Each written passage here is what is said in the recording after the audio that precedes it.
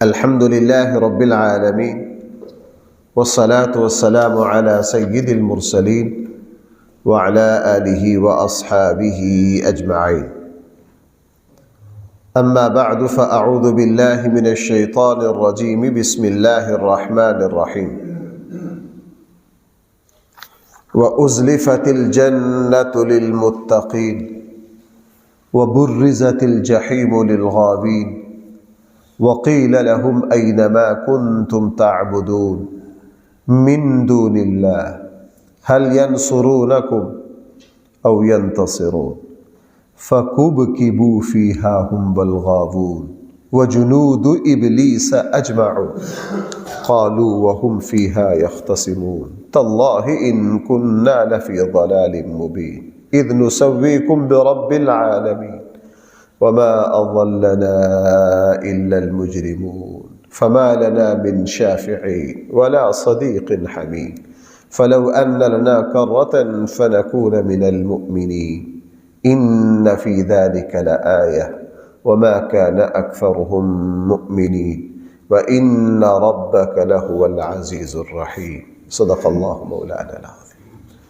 وأزلفت الجنة، جنت کو قریب کر دیا جائے گا پرہیزگاروں کے لیے. میدان محشر میں اللہ جل جلالہ اہل جنت کے پاکیزہ جذبات کو ابھارنے کے لیے، ان کے شوق کو بڑھانے کے لیے، ان کے دل کے اطمینان کے لیے میدان محشر سے جنت کے مناظر دکھائے جائیں گے، تاکہ ایمان والوں کو یہ احساس ہو سکے کہ ہمارے اللہ نے ہمیں کتنی بڑی مصیبتوں سے بچا لیا ہے. جیسا کہ حدیث مبارکہ میں ہے، یہ جو قبر ہے، اللہ کے نبی نے فرمایا یہ جنت کے باغوں میں سے ایک باغ ہے. اور حدیث مبارکہ میں آتا ہے کہ برزخ سے ہی جنت کے آثار اور کھڑکیاں کھول دی جاتی، تاکہ ایک مومن کو یہ احساس رہے کہ اللہ جل جلالہ مجھے کن کن نعمتوں سے نوازنے والے. اس لیے قرآن نے فرمایا ازلفت الجنہ، جنت کو قریب کر دیا جائے گا، سامنے کر دیا جائے گا. للمتقین، بھائی کن لوگوں کے؟ متقی کون ہے؟ قرآن نے جگہ جگہ متقی لوگوں کی، یہ ایک لازمی وصف ہے مسلمان کے لیے. تقویٰ اللہ کے خوف کی وجہ سے، اللہ تعالیٰ کی نافرمانی سے بچنے کو تقویٰ کہتے ہیں. لغت کے اعتبار سے ہر چیز سے بچنے کو تقویٰ کہتے ہیں. مثلا ایک آدمی جو ہے وہ شوگر کا مریض ہے، وہ کھانے پینے بڑا احتیاط رکھتا ہے، اس کو تقویٰ حاصل ہے صحت کا. بھائی اس کو تقویٰ حاصل ہے کس چیز کا؟ ایک آدمی کو کوئی اور بیماری ہے، وہ اپنی بیماری میں بڑا خیال رکھتا ہے کہ مجھے کیسے رہنا ہے، کیا کھانا ہے، کس وقت دوائی لینی ہے. وہ متقی ہے صحت کے اعتبار سے، وہ فضول چیزوں سے بچ رہا ہے، چونکہ تقوی کا ایک معنی بچنا بھی ہے. جو مسلمان دین کے اعتبار سے اتنا حساس ہے، جب بھی اس کو کسی صورتحال کا سامنا ہوتا ہے یہ ذرا سوچتا ہے کیا یہ میرے لیے جائز ہے، کیا یہ میرے لیے جائز نہیں ہے، آیا کہیں میں غلط تو نہیں ہوں. یہ دین کے اعتبار سے طبیعت کا حساس ہونا، اس کو دین کا تقویٰ کہتے ہیں. بھائی اس کو کیا کہتے ہیں؟ دین کا تقویٰ. اور اللہ تعالیٰ کو یہ بہت پسند. قرآن کریم نے جہاں اپنے انعامات کا تذکرہ کیا ہے وہاں تقویٰ کی صفت کو بھائی لازمی قرار دیا. فرمایا جنت سامنے کر دی جائے گی کن کے؟ بھائی پرہیزگاروں کے.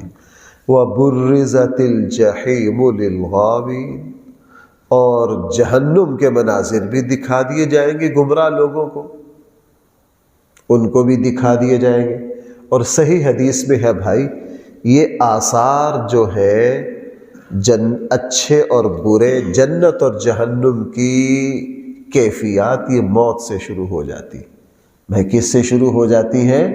موت سے شروع ہو جاتی ہے۔ صحیح احادیث مبارکہ میں ہے کہ ایک مومن کی روح نکالنے کے لیے جب فرشتے آتے ہیں، ان کے خوبصورت حلیے، ان کے ہاتھوں میں جنت کے گلدستے، ان کے جسم کی روحانیت اور خوشبوئیں ایک مومن کو آخرت کی طرف متوجہ کر دیتی ہے۔ اسی لیے تو میں اکثر اس موقع پر وہ صحیح حدیث سنائے، غزوہ احد کے ختم کے بعد شہداء اور زخمیوں کو اکٹھا کر رہے تھے، چونکہ غزوہ احد میں جنگ جو تھی وہ ایک بہت خطرناک شکل اختیار کر گئی تھی، بھگدڑ، ایک گھمسان کی کیفیت، کسی کو کسی کا کوئی پتہ نہیں تھا۔ جب جنگ ٹھنڈی ہوئی تو چونکہ آپس میں جنگ کی شدت کی وجہ سے، ٹکرانے کی وجہ سے بکھر گئے تھے سارے، اللہ کے نبی حد درجہ فکر مند، فلاں کو دیکھو، فلاں کو تلاش کرو۔ ایک انصاری صحابی کو کہا فلاں کو دیکھو کدھر ہے، دیکھو جو تلاش کر رہے بھاگے پھر رہے تھے میدان احد میں، دیکھو احد کے کنارے پر ایک زخمی پڑے، بھاگ کر ان تک پہنچے تھے، وہ وہی تھے جن کے بارے میں ان سے ساری باتیں کی۔ تو آخر میں یہ بھی پوچھا اس صحابی نے کہ اللہ کے نبی پوچھ رہے کس حالت میں ہو؟ تو بھائی انہوں نے کیا کہا تھا؟ اس حالت میں ہوں کہ احد پہاڑ سے جنت کی خوشبو، کیوں بھائی ہے کہ نہیں؟ احد پہاڑ سے جنت کی خوشبو، اب بظاہر تو احد پہاڑ کے دامن میں پڑے لیکن خوشبو کدھر کی سونگھ رہے؟ یہ کیا ہے؟ یہ وہی آخری وقت اللہ تعالیٰ کی رحمت کے جو فرشتے اللہ تعالیٰ کی طرف سے جو رحمت کے جھونکے اور رحمت کے آثار لے کر آتے ہیں، یہ وہ ہے۔ اس نے فرمایا وَبُرِّزَتِ الْجَحِيمُ لِلْغَاوِينَ وَقِيلَ لَهُمْ، اللہ تعالیٰ میدان محشر میں ان کی طلبی فرما کر ان کو حاضر کر کے پوچھیں گے اَيْنَمَا كُنْتُمْ تَعْبُدُونَ، وہ کہاں ہیں جن کو تم پوجتے تھے؟ وہ دو نمبر خدا لاؤ جن کو تم سجدہ کرتے تھے، جن کے سامنے سر جھکاتے تھے، جن کو میرے مد مقابل لاتے تھے، وہ ذرا آج لاؤ تو صحیح۔ من دون اللہ، اللہ کو چھوڑ کر جن کو تم نے پوجا ان کو لاؤ۔ هل ينصرونکم، کیا وہ آج تمہاری کو مدد کر سکتے ہیں؟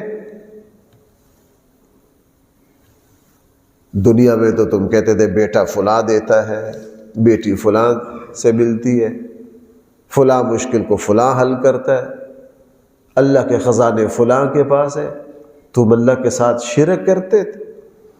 حل ینصرونکم، آج وہ ذرا تمہاری تھوڑی سی مدد کر کے تو دکھائیں۔ وہاں مدد کا دروازہ بند ہے، الا من اذن له الرحمن، وہاں تو بھائی مدد کرنے پر صرف کون ہوں گے؟ انبیاء ہوں گے، وہ بھی سفارش کی شکل میں، شہداء ہوں گے، قرآن کے باعمل حافظ ہوں گے، وہاں ان کی سفارش چلے گی۔ فرمایا او ینتصرون، جناب وہ تو خود آج مدد کے مستحق ہیں، انہوں نے کیا مدد کرنی ہے؟ اللہ تعالیٰ کی طرف سے حکم ہوگا فَكُبْكِبُوا فِيهَا هُمْ وَالْغَاوُونَ، ان کو اودے منہ الٹے منہ جہنم میں پھینک دو۔ سورہ الرحمن میں کیا ہے؟ یعرف المجرمون بسیماہم فیؤخذ بالنواصی والاقدام، یعرف المجرمون بسیماہم، ان کی پیشانیوں پر مہریں لگ جائیں گی، کالی مہریں لگ جائیں گی جہنمی ہونے کی، چہرے سیاہ پڑ جائیں گے۔ یؤخذ بالنواصی، کسی کو فرشتے سر کے بالوں سے پکڑیں گے، والاقدام، کسی کو پاؤں سے پکڑ گے، یوں اٹھا کے جیسے مردار کو پھینکا جاتا ہے، یوں ان کو بھائی جہنم میں پھینک دیا جائے گا۔ اس لیے فرمایا فَكُبْكِبُوا فِيهَا، اس جہنم میں اودے منہ ان کو پھینک دیا جائے گا، ان کو بھی، والغاوون، اور جناب وہ گمراہ لوگ جن کے یہ پیچھے چلتے رہے، وجنود ابلیس اجمعون، شیطان کے سارے لشکروں کو اودے منہ جہنم میں پھینک دیا جائے گا۔ اچھا یہ تو ہوگی بات ان کی، اب اگلی بات سنیے، قالو، جہنم میں جا کے یہ آپس میں لڑیں گے۔ یہ جتنے جرائم میں شریک ہوتے ہیں نا، جب پکڑے جاتے ہیں نا، جب پکڑے جاتے ہیں تو جیلوں میں اور تھانوں میں ان کو الگ الگ رکھتے ہیں، چونکہ پھر ایک دوسرے کو مارتے ہیں۔ وہ کہتا ہے کہ تیرا بیڑا غرق ہوا، تو نے ہمیں ادھر لگایا، وہ کہے گا نہیں تو نے یوں کیا تھا، وہ کہتا ہے تو نے یوں کیا۔ وہاں آپس میں جھگڑیں گے۔ قالو، یہ کہیں گے وَهُمْ فِيهَا يَخْتَصِمُونَ، جب آپس میں لڑ رہے ہوں گے کیا کہیں گے؟ تَاللَّهِ إِن كُنَّا، اللہ کی قسم، إِن كُنَّا لَفِي ضَلَالٍ مُبِينٍ، ہم سب کھلم کھلا گمراہی میں پڑ گئے۔ بھائی میں بار بار آپ کی توجہ ایک بات کی طرف دلاتا ہوں، کیا کہیں گے؟ اللہ کی قسم ہم سب کس میں پڑ گئے؟ بھائی وہاں جا کے مانا کہ نہیں؟ میں مسلسل 8-10 مہینوں سے قرآن میں جگہ جگہ آپ کی توجہ دلا رہا ہوں، سب نے سب کچھ ماننا ہے، سب نے ماننا ہے۔ اصل فرق اس سے نہیں پڑتا، اصل فرق اس سے پڑتا ہے کس نے کب مانا اور کہاں مانا۔ آخری وقت میں تو بھی فرعون نے کیا کہہ دیا تھا؟ آمنت بہ بنو اسرائیل وانا، بھائی قرآن کہہ رہا ہے کہ نہیں؟ میں اس اللہ پر ایمان لاتا ہوں جس پر کون ایمان لاتے؟ بنو اسرائیل ایمان لاتے، مان لیا۔ اس سے پیچھے پیچھے کیا کہتا تھا؟ انا ربکم الاعلی۔ آخری وقت میں جب فرشتوں نے جکڑ لیا، نزاع کی کیفیت ہوئی، تو کہا میں وہ بنی اسرائیل جن کو اپنے کمی کمین سمجھتے تھے، جن کو نوکر سمجھتے تھے، جن کو حقیر سمجھتے تھے، اور یہ جب ایمان لانے کی بات، جب آخری فرشتوں نے جکڑا آ کے کیا کہا؟ آمنت بہ بنو اسرائیل وانا۔ اب فرعون نے مانا اور سارے مانیں گے، لیکن فرعون نے اس مرحلے پر مانا جہاں تسلیم کرنے کی کوئی حیثیت نہیں تھی۔ اسی لیے چوتھے پارے کے آخر میں کیا فرمایا؟ نزاع کی کیفیت سے پیچھے پیچھے ماننا وہ مقبول ہے، اس کے بعد ساری دنیا مانے گی، لیکن اس کا کوئی فائدہ نہیں ہے۔ اصل ہے یؤمنون بالغیب، اللہ اور اس کے رسول پر اعتماد کر کے کیا کرنا، اس کو اللہ، اس لیے ایمان بالغیب کی بھائی بڑی فضیلت ہے۔ اصل فضیلت ہی ایمان بالغیب کی ہے، اصل فضیلت ہی کس کی ہے؟ ایمان بغیر دیکھے اللہ اور اس کے رسول پر اعتماد کر کے کسی بات کو تسلیم کر لینا۔ سود نے جن لوگوں کو دیوالیہ کر دیا، وہ کہتے ہیں سود نہ کھاؤ۔ بھئی دیوالیہ ہو کے تو کہنا ہی کہنا، دیوالیہ ہو کے تو کہنا ہی کہنا ہے۔ اصل وہ تھے جنہوں نے دیوالیہ ہونے سے پہلے ساری زندگی سود کی طرف نظر اٹھا کر بھی نہیں دیکھی، اور یہ کہا یہ اللہ اور اس کے رسول سے جنگ ہے، اللہ ان بندوں سے راضی ہوگا۔ یہاں وہ دیکھو قسم کھا رہے ہیں، تاللہ، اللہ کی قسم، ان کننا لفی ضلال مبین، ہم کس میں تھے؟ کیا غلطی کی ہم نے؟ اذ نسویکم برب العالمین، ہم اس وقت گمراہی پہ تھے جب ہم نے تم کو برابر ٹھہرایا سارے جہانوں کو پالنے والے رب کے۔ ہماری سب سے بڑی غلطی یہ تھی، ہم نے تمہیں اللہ کے برابر کر دیا۔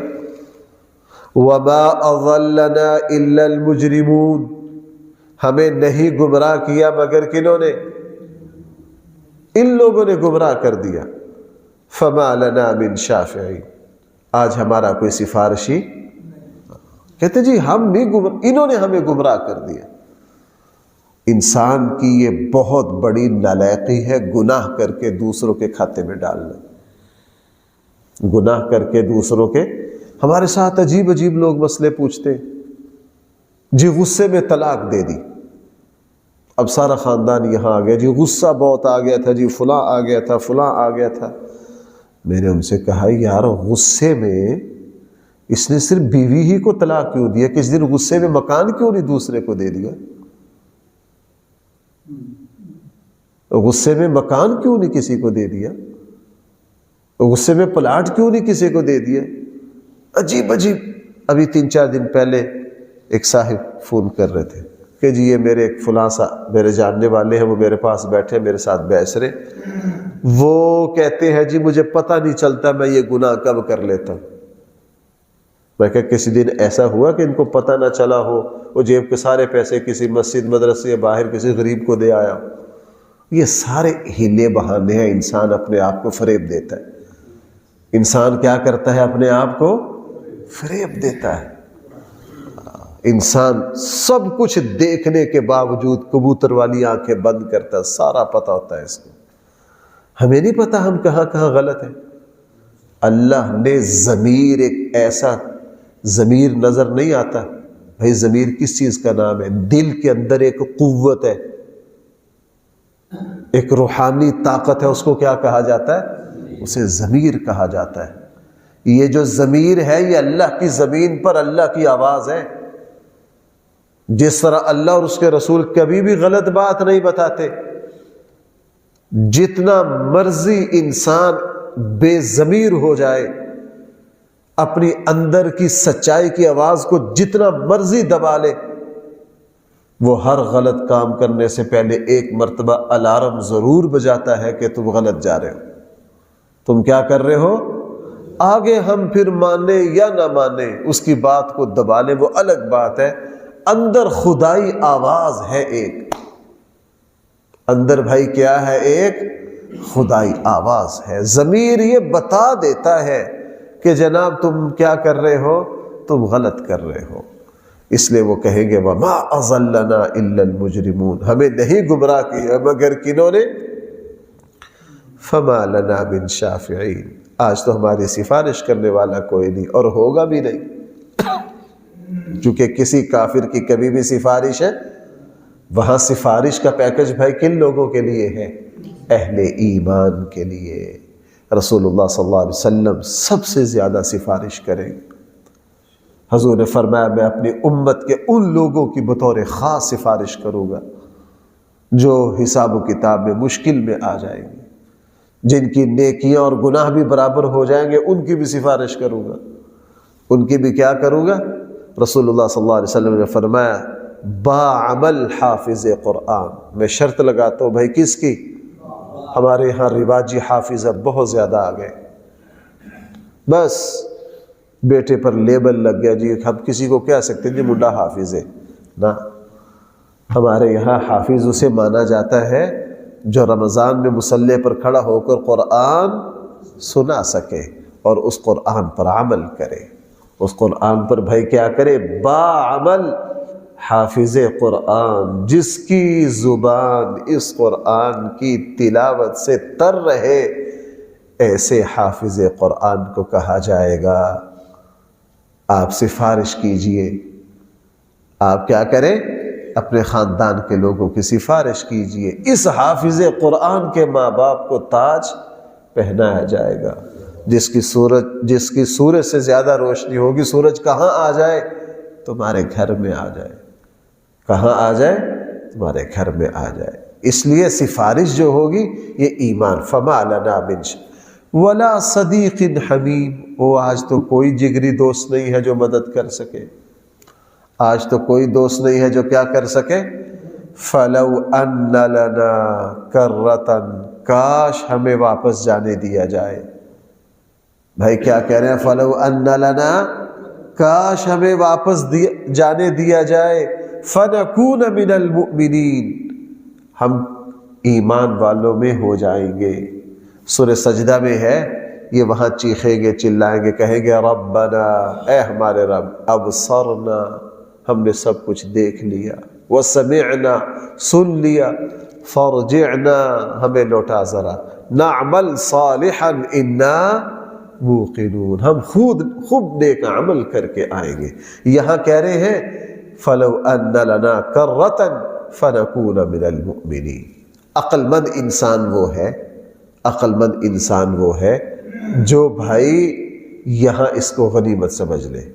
میں نے ایک صاحب کو ڈسکا ہی میں دیکھا بھائی، میں نے ایک صاحب کو ڈسکا میں دیکھا وہ ایک عہدے سے لٹائر ہیں، سارا دن ان کا کام لوگوں کی خدمت کرنا، کسی کی جس کا جو کام ہو سکتا ہے، بے لوس سارا دن بھاگے پھرتے۔ ایک دن یہاں میرے پاس آئے کسی دوست کے ذریعے، میں نے بھی ان کو 2-4 کام کرتے دیکھا، تو باتوں باتوں میں انہوں نے مجھے ایک بات بتائی۔ میں نے کہا دیکھو یہ عقل مند انسان ہے۔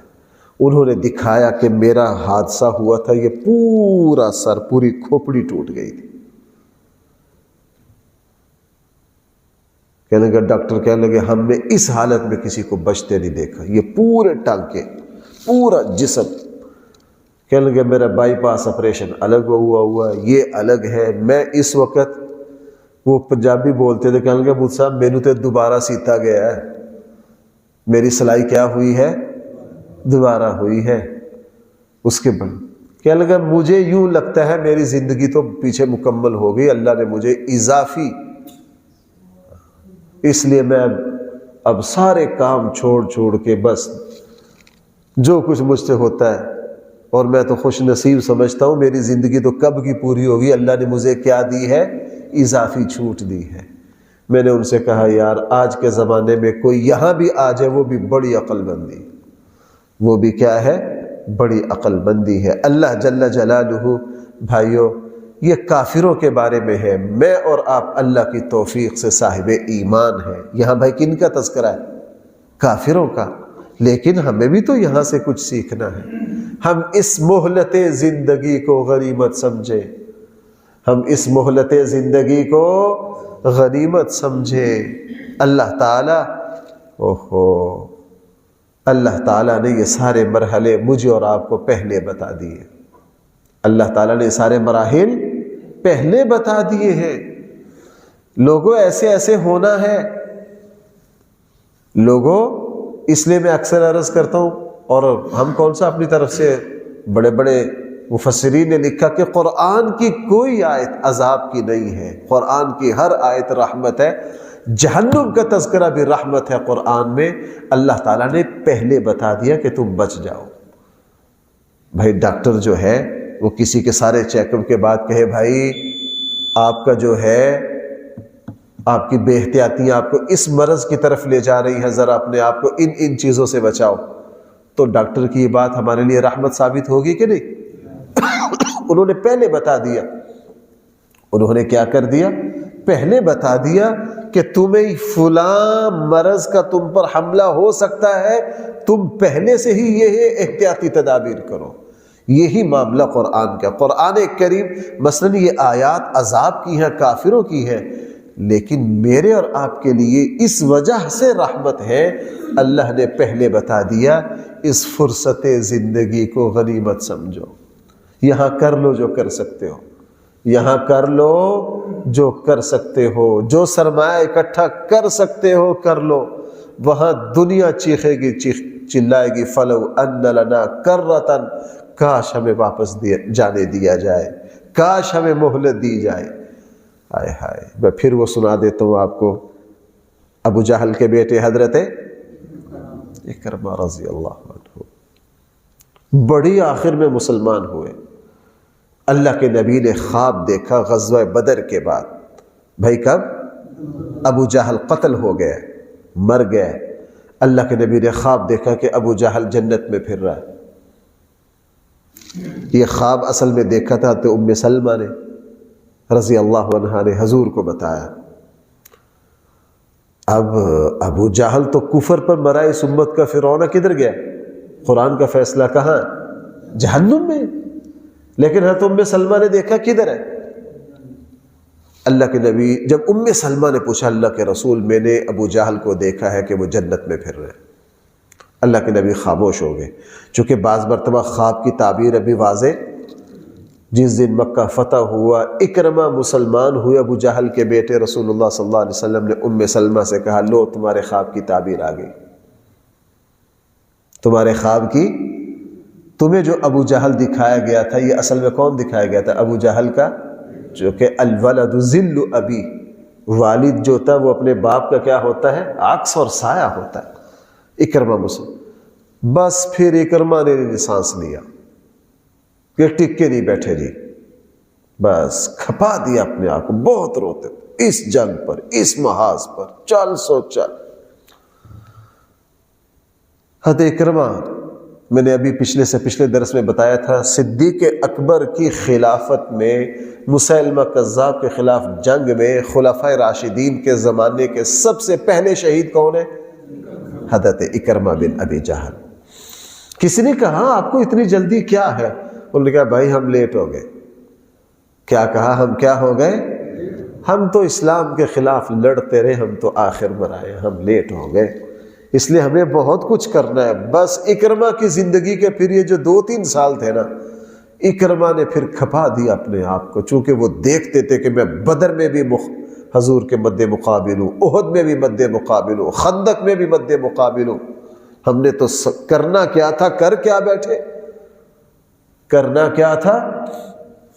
اور قربان جائیے اس کریم رب پر، 1000 سال بھی اس کے خلاف بغاوت کی جائے، ایک لمحہ اس کی درخواست کر لی جائے تو بھائی وہ کیا کر لیتے ہیں؟ اکرمہ ساری زندگی جو چاہے کرتے رہے، لیکن جس دن اسلام لے کر حضور کی اطاعت پر کھڑے ہوئے، اللہ نے پچھلا سارا کیا کر دیا؟ دھو دیا۔ تو بھائیو، اس وقت میرے اور آپ کے اندر رجوع کی، لوٹنے کی، پلٹنے کی بڑی اللہ نے مہلت اور طاقت رکھی ہے۔ ہم اس مہلت زندگی کو کیا سمجھیں؟ غنی پتہ نہیں کس کی باری کب آ جائے، کس کی موبائل کی بیٹری کب ختم ہو جائے۔ اس لیے وہ کہیں گے فَلَوْ أَنَّ لَنَا، کاش ہمیں لوٹا دیا جائے، فَنَكُونَ مِنَ الْمُؤْمِنِينَ۔ اس لیے جو میں نے یہ جو آخری باتوں پر میں نے زور دیا نا، مہلت زندگی پر، وہ اس وجہ سے دیا ہے کہ آگے قرآن کہہ رہا ہے إِنَّ فِي ذَلِكَ لَآيَةً۔ لوگوں، ان باتوں میں بڑی عبرت ہے، یہ نشانیاں ہیں، سمجھ لو، تمہارے فائدے کی باتیں ہیں، لیکن ہمارا عمل کیا ہے؟ وَمَا كَانَ أَكْثَرُهُمْ، لیکن اکثر لوگ یہ بات تو مان کے نہیں دیتے، ٹھوکرے کھا کے مانیں گے، اس وقت فائدہ نہ ہوگا۔ میں کل میں نے ایک بات پڑھی کل، الآباء یقولون والزمان یشرح، اردو میں اس کو کیا کہیں؟ ماں باپ جو کچھ کہتے ہیں زمانہ اس کی تشریح کرتا ہے۔ کیا؟ ماں باپ جو کہتے ہیں زمانہ، جب باپ نصیحت کرتا نا، بوڑھا باپ جس کے گوڈے گٹے کمزور ہیں، پتر ایویں نہ کرو، وہ کہتے ہیں اس بابے کو کیا پتا۔ پھر جب باپ چلا جاتا نا قبر میں اور زمانہ ٹھوکرے مارتا ہے، پھر کہتے ہیں ابا جی ٹھیک کہنے سے۔ کیوں بھائی ایسا ہو رہا ہے کہ الآباء یقولون، ماں باپ جو کچھ کہتے ہیں، پھر زمانہ اور حالات اس کی تشریح کر کے بتاتے ہیں۔ پھر بندہ کہتا ہے بھائی اس وقت آپ میں سے اکثر بڑے حضرات ہیں، ہمارے ماں باپ نے جو کچھ کہا وہ صحیح تھا کہ نہیں؟ زمانے نے بتایا کہ بوڑھا باپ صحیح کہہ رہا ہے، بوڑھی اماں صحیح کہہ رہی ہے۔ جب یہاں ماں باپ کے کہنے کی یہ حالت ہے کہ جو کچھ ماں باپ نے کہا ہوتا ہے، زمانے نے اس کی تصدیق کرتا ہے زمانہ آ کے کہ تمہارے بڑے جو کچھ کہہ رہے تھے۔ بھئی اللہ کی بات تو پھر ماں باپ سے بہت اوپر ہے، حضور کی بات تو ماں باپ سے کیا ہے؟ جو کچھ اللہ اور اس کے رسول کہہ رہے ہیں ہم دنیا میں ہی دیکھ رہے ہیں، بڑوں نے، اساتذہ نے، ماں باپ نے جو نصیحتیں کی، زمانے نے اس کی تصدیق کی، حالات نے کیا کی؟ اس کی تصدیق کی۔ ہم کہنے پر مجبور ہو گئے، ہاں فلاں موقع پر میری ماں نے یہ بات کہی تھی، وہ بالکل فلاں موقع پر میرے ابا نے مجھے یہ سمجھایا تھا، وہ صحیح تھا۔ ماں باپ جو کہہ رہے ہیں وہ صحیح کہہ رہے ہیں۔ اس لیے قرآن فرما رہا ہے وَمَا كَانَ أَكْثَرُهُمْ مُؤْمِنِينَ وَإِنَّ رَبَّكَ لَهُوَ الْعَزِيزُ، آپ کا رب بہت زبردست ہے، ابھی گچی مروڑ سکتا ہے، ابھی پکڑ سکتا ہے، لیکن الرحیم، وہ رحیم ہے، وہ مہلت دے رہا ہے، وہ پکار رہا ہے تاکہ تم کیا کرو؟ تم سنبھل جاؤ۔ اللہ جل جلالہ مجھے اور آپ کو صحیح فہم عطا فرمائے۔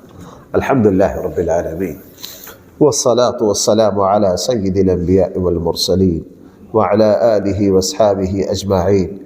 ربنا آتنا في الدنيا حسنة وفي الآخرة حسنة وقنا عذاب النار۔ सल्लल्लाहु तआला अला खैर खल्क़िही सय्यिदना मौलाना मुहम्मद व आलिहि व अस्हाबिहि अजमाइन बिरहमतिक या अरहम